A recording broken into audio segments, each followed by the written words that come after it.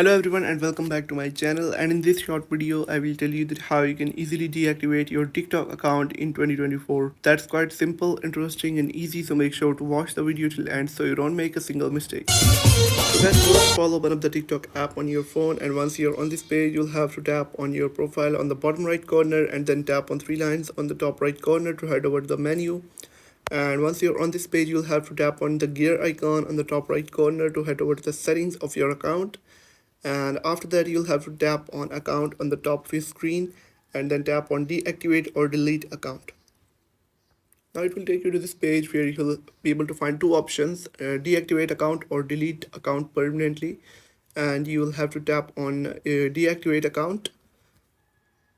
And it says if you deactivate your account, no one else will see your account and content, and information is not stored in your account, such as direct messages may be still visible to others, and TikTok will continue to keep your data that you can recover if you reactivate your account. And it says that you can reactivate your account and recover all content anytime by using the same login details.